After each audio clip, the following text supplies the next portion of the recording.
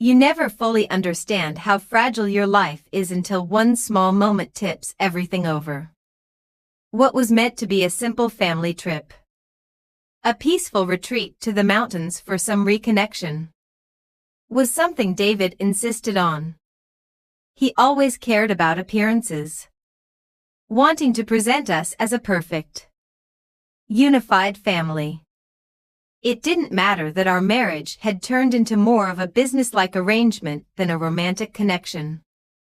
Or that Liam, his son from his first marriage, had always been distant, never fully accepting me as his stepmother. I agreed to the trip more out of habit than anything else. It was what I did. Agree. Comply. Keep the peace. But peace wasn't what I found that weekend. Make sure to subscribe to my channel so I can continue bringing you more fascinating true stories like this one. And don't forget to watch this video till the end and like the video because this story is going to be incredibly interesting. Please hit the like button to show your support. It started with a simple mistake, a mix-up with the lodge reservations. David had booked the wrong dates for our rooms, leaving us one short. He dismissed it casually, suggesting that Liam and I share a room.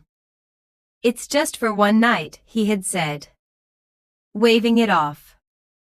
That night, as I lay next to Liam in the dim light of our shared room, I realized how fragile the family dynamic we had built really was. Looking back, I wonder if it was inevitable. If everything was bound to fall apart eventually. Or if it was that one night at the lodge that triggered everything. Whatever it was, the consequences rippled much further than I could have imagined. This is the story of how everything fell apart. The drive to the lodge was long and quiet. The kind of silence that only comes when people don't have much left to say. David was driving, focused on the road ahead, while I sat beside him, staring out the window. Liam was in the back, his headphones in, eyes fixed on his phone. It wasn't unfamiliar. Our family trips had always felt like this, three people moving separately, never truly connecting. Did you bring the hiking boots? David asked, breaking the silence. Yes, I answered flatly. He nodded, his attention already on the road again. Liam barely spoke during the drive. He rarely did, especially around me. At 28, he had the quiet, intense demeanor that made you feel like he was always hiding something. He had his mother's dark hair and sharp features, constant reminders of the woman David had loved before me. I didn't resent Liam for it. His mother had died when he was just a teenager, leaving a gap that no one, not even David, could fill. Still, there was distance between us, one neither of us had made much of an effort to bridge. When we reached the lodge, the sun was setting, casting the mountains in golden light. The lodge was quaint, rustic, but charming, reminding us of past family vacations. David checked us in while Liam and I unloaded the car. This place is nice, Liam commented as he carried a suitcase across the gravel. Yeah, I replied, surprised he was speaking to me. He glanced at me briefly before turning back to the car. Inside, the lodge was warm and inviting, with wooden panels and cozy furniture. But when David returned from the front desk, his expression told me something was wrong. There's been a mix-up, he said, rubbing his hair in frustration. They only have 2 rooms available tonight. The third one won't be ready until tomorrow. I looked at him, realizing what this meant. So what now? We'll figure it out, he said briskly. I'll take one room. And you and Liam can share the other. I felt a knot form in my stomach but didn't argue. David had already moved on from the issue, dismissing it as an inconvenience. The room Liam and I shared was small but cozy, with a queen-sized bed and a warm lamp casting a gentle glow over the quilt. The scent of pine drifted in through the open window. This is cozy, Liam said, his tone neutral as he set down his bag. I forced a smile. It's just for one night. The awkwardness was immediate. I tried to distract myself by unpacking, putting my things away in the small bathroom while Liam fiddled with his phone. As the night came, the tension in the room was thick. You take the bed, Liam said, standing by the window. I can sleep on the floor. Don't be ridiculous, I replied, shaking my head. The bed's big enough for both of us. He hesitated before nodding. I lay on one side of the bed, staring at the ceiling. Liam lay beside me, breathing softly. I tried to convince myself it was fine, that nothing would happen. But deep down I knew better. That night, everything started to feel different. The room settled into a quiet calm, and the sound of crickets echoed outside. The soft light from the lamp cast shadows on the walls, creating a dreamlike atmosphere. Liam was on one side of the bed, scrolling through his phone, while I pretended to read a book. But my mind wasn't in it. Dinner had been quiet, like most of our meals together. David talked about work, recounting stories while Liam and I nodded along. Neither of us was really present. I couldn't pinpoint when the tension started, but maybe it had always been there. An underlying current that I had ignored for years. Now it was impossible to overlook. You're not really reading that, are you? Liam asked suddenly, breaking the silence. What makes you say that? I asked, trying to sound casual. He smirked, setting his phone down. You've been on the same page for the last 20 minutes. I laughed softly, embarrassed. You got me. Liam shifted, and something about his body language felt more relaxed than I was used to. What's on your mind? I wasn't expecting the question. Nothing, I said quickly. Too quickly. He raised an eyebrow, clearly unconvinced. Come on, Anna. I know you better than that. The way he said my name made my heart skip a beat. It wasn't the usual stepmom or silence. It felt different. I sighed, leaning back against the headboard. I guess I'm just thinking about how things used to be. Family trips used to be fun, right? Liam nodded, his face softening. Yeah, they were. Back when it was just me and Dad. Before I realized how fake everything was. His words hit hard. But not because he was wrong. I've tried, I said quietly, to make this work. To be someone you and your dad could count on. I know, he said gently. And I appreciate it. Even if I don't always say it. For the first time, it felt like the walls between us were coming down. We talked for hours, sharing frustrations about David, recalling trips Liam had taken with his mother. She was the glue, Liam said, his voice filled with nostalgia. Dad always worked, but Mom made everything feel complete. I nodded, my heart heavy. It's hard to live up to someone like that. You don't have to, he said simply. We fell into a comfortable silence.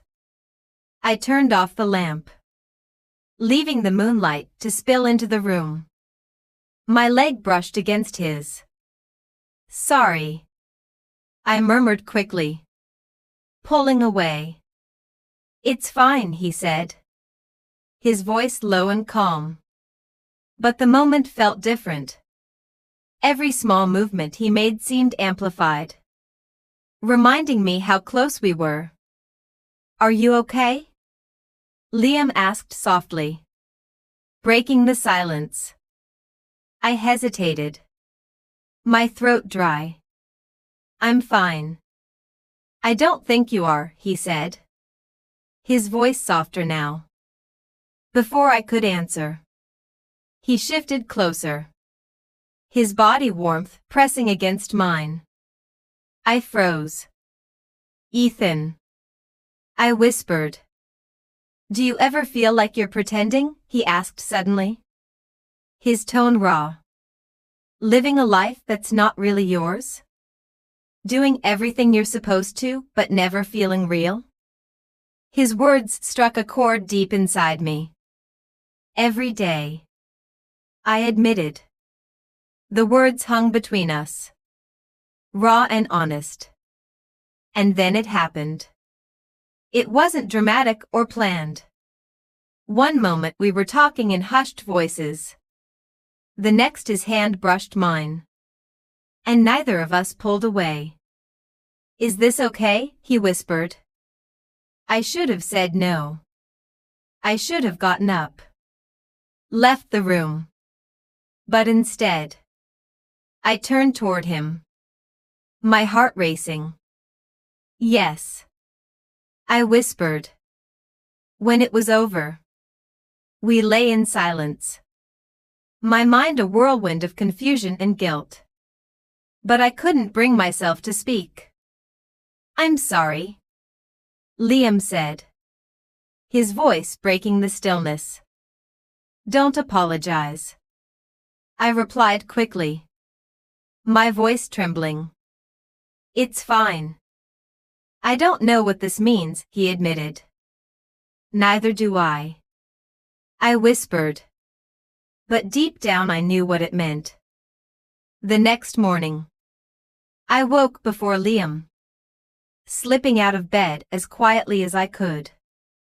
The soft light of dawn filtered through the curtains, casting a warm golden hue across the room. I dressed quickly, avoiding the mirror.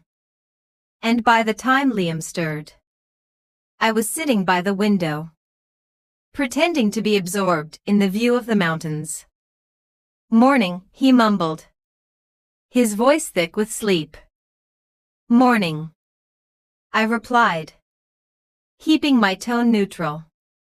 For a moment, he hesitated, as if he wanted to say more. But he simply nodded and went into the bathroom without another word. When we met David in the dining room for breakfast, the tension between Liam and me was palpable.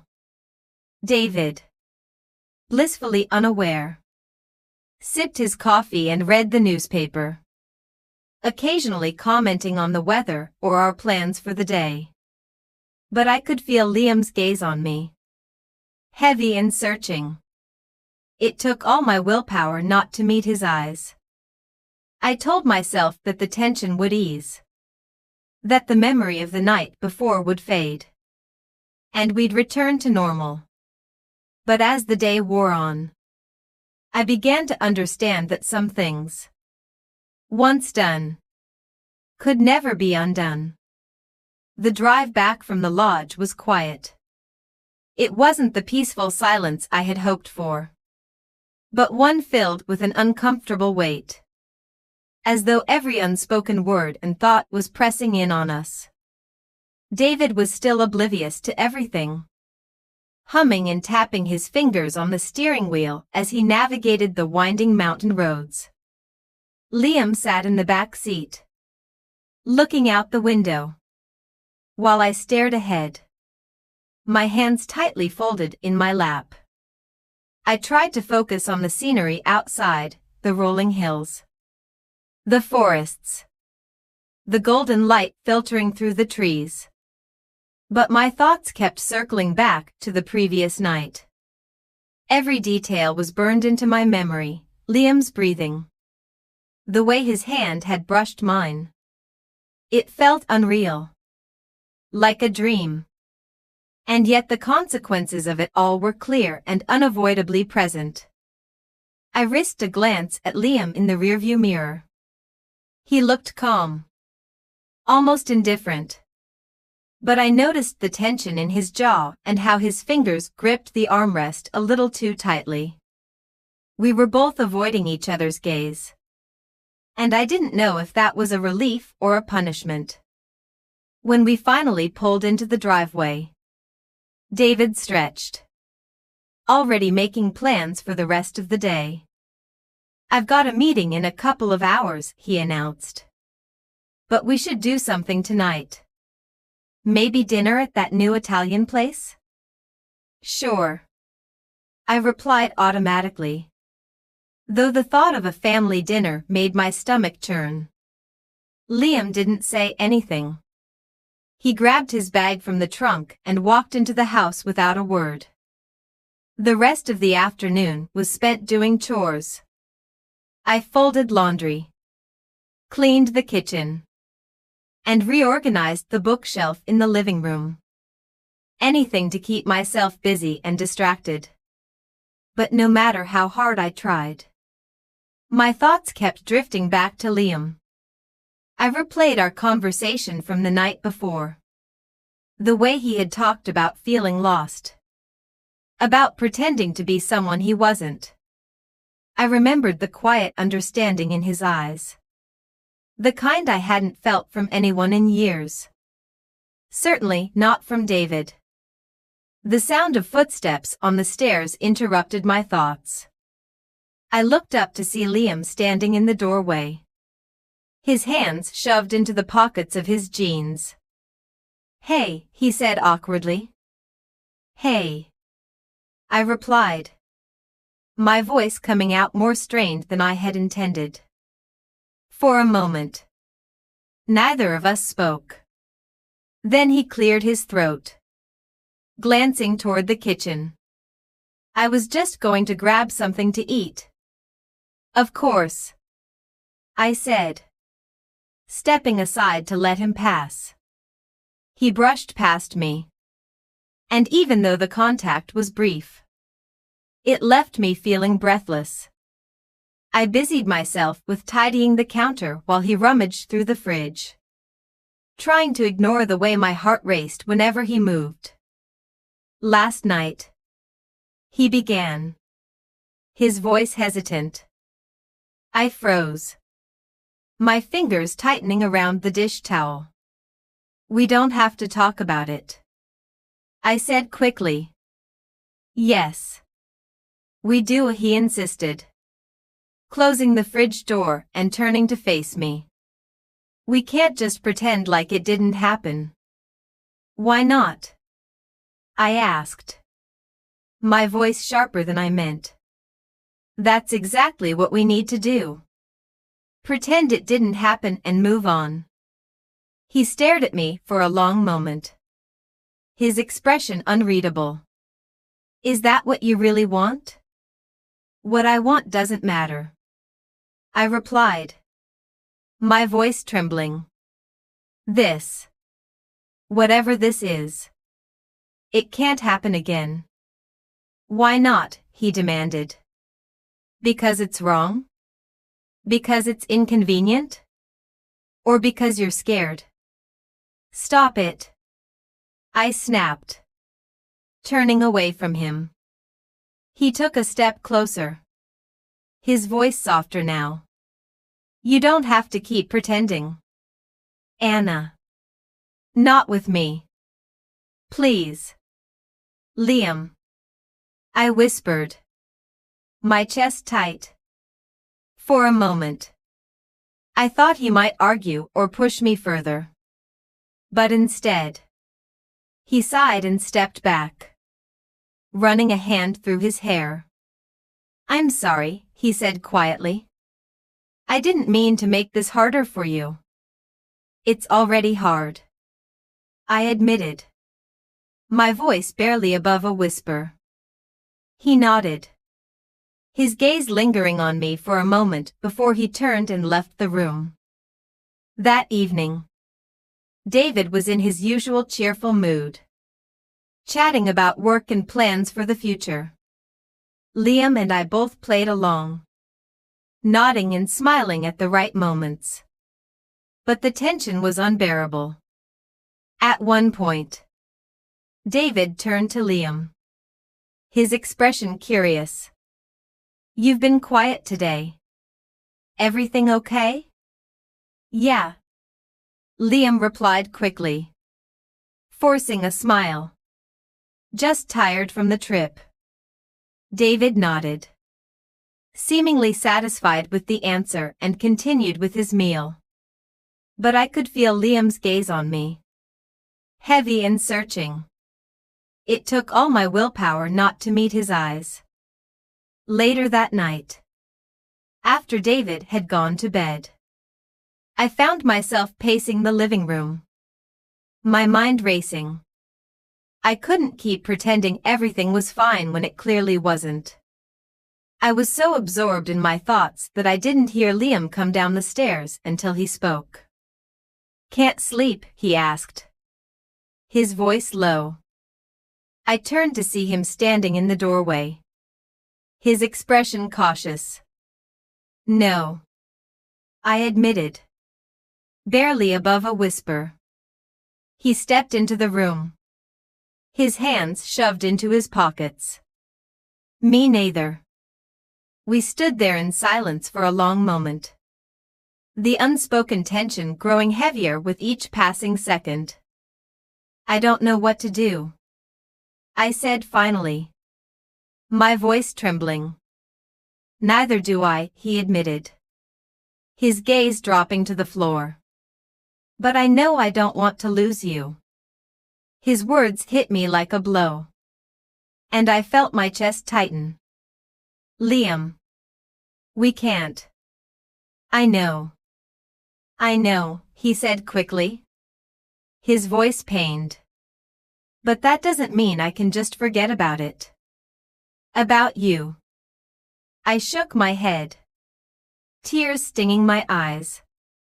This isn't fair to any of us. I know, he repeated, his voice breaking. I needed to hear you say it. For a moment, neither of us spoke. Then he stood up, running a hand through his hair. I'm going to go for a walk, he said, his voice barely audible. Be careful, I whispered, though the words felt hollow. He nodded and then he was gone, leaving me with my thoughts. That night, I lay awake, staring at the ceiling as David slept soundly beside me. I felt trapped, as if the cage of my own making had closed around me, and I couldn't escape. The next morning, Liam was gone. I found the note on the kitchen counter, written in his messy handwriting. I need some time to clear my head. Don't worry about me. I'll be fine. I just need to figure things out on my own. The words hit me like a punch to the gut. I clutched the note, my hands trembling as panic rose in my chest. What's that? David asked, walking into the kitchen with his phone in hand. Liam left, I said, my voice shaking. David frowned. Taking the note from me. What the hell does that mean? Where did he go? I don't know. I admitted. Tears filling my eyes. David sighed and ran a hand through his hair. That boy never thinks things through. He's probably sulking somewhere. He'll be back when he gets hungry. His dismissive tone made my blood boil. This isn't sulking. David. He's clearly upset. Well. What do you expect me to do about it? He shot back. He's an adult. If he wants to act like a child, that's his problem. I stared at him, stunned by his indifference. You really don't care. Do you? Of course. I care, he said, though his tone didn't match his words. But I'm not going to chase after him. He needs to grow up and deal with his own problems. I turned away from him, trying to steady my breath. The weight of everything bearing down on me, the days that followed were agonizing. I spent every moment wondering where Liam was. If he was safe. If he would come back. I tried calling him, but his phone went straight to voicemail. I even thought about driving around to find him, but I didn't know where to start. David didn't seem to care. He went about his business like nothing had changed, burying himself in work and brushing off any mention of Liam with a dismissive wave. He'll be fine, David repeated more than once. He always is. But I wasn't fine. And I didn't know if Liam was either. I found myself driving aimlessly some afternoons, hoping, praying that I might catch a glimpse of him walking down a street or sitting in a cafe. I checked his social media obsessively, but there was no sign of him anywhere. It was as if he disappeared completely. I couldn't help but feel that his leaving was my fault. The note he left was short, almost casual. But the timing couldn't have been a coincidence. What did I do to him? That question haunted me, pressing down on me no matter how hard I tried to distract myself. It was a Thursday evening when I found it. David had left for a dinner meeting, and I was alone in the house, aimlessly wandering from room to room without realizing it. I ended up in Liam's room. The familiar scent of his cologne lingered faintly in the air. I sat on the edge of his bed, my fingers absently tracing the seams of the quilt as I tried to imagine where he might be. My eyes landed on his desk. There was a stack of papers haphazardly piled on one corner. I didn't mean to snoop. That's what I told myself. But curiosity got the better of me, and I picked up the stack, rifling through it absent-mindedly. That's when I found the letter. It wasn't addressed to me, but I knew immediately it was about me. Dear Anna, I don't know how to say this out loud, so I'm writing it instead. I hope you never read this. But if you do, I hope it helps you understand. I can't stop thinking about you. About us. About that night. I know it was wrong. And I know it probably meant nothing to you. But to me, it meant everything. You make me feel seen. Like I'm not just some failure or disappointment. You make me feel like I matter. And I don't know what to do with that. I've tried to let it go, but I can't. And I think that's why I have to leave. I'm sorry if I've made things harder for you. I never meant to. But I can't stay here anymore. Not like this. Take care of yourself. Anna. Always. Liam. I read the letter 3 times. And each time the weight of it sank deeper. My hands were shaking when I set it down. My mind racing with a mix of emotions I couldn't untangle. He had left because of me. Because of what had happened. Because of how I had handled it. Or rather, how I hadn't handled it. I should have felt relief, he was gone. And with him the temptation and risk. But all I felt was a deep, aching emptiness. One that threatened to swallow me whole. David came home late that night. His tie loosened and the smell of whiskey clinging to his clothes. He dropped his briefcase by the door and headed straight to the kitchen. Pouring himself another drink without a word. I followed him. Clutching the letter in my hand. Thomas. I began. My voice trembling. He turned. Looking at me with tired eyes. What is it? Margaret? I need to talk to you. I said. Tightening my grip on the letter. He sighed. Setting his glass down. Can it wait? I've had a long day. I surprised myself by saying firmly. No, it can't wait. He frowned. Crossing his arms over his chest. Fine. What's so important? I hesitated. The words stuck in my throat. I couldn't bring myself to tell him everything. Not yet. Instead, I handed him the letter. What's this? He asked. Taking it from me. Just read it. I whispered. He unfolded the letter. His eyes scanning the words. His expression changed from confusion to anger. And then something darker. What the hell is this? He demanded. His voice low and dangerous. It's from Liam. I whispered. No kidding, he snapped. Holding up the letter. What the hell does he mean by this? What happened? Margaret?